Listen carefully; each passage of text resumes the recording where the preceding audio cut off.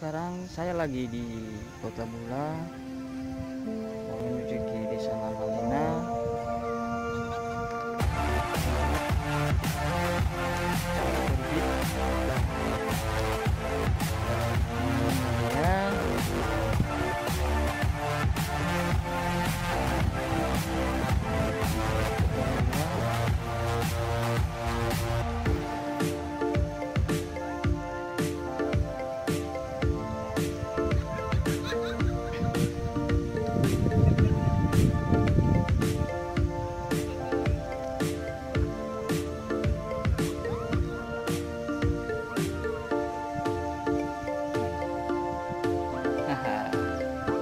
Seru kan saudara-saudara?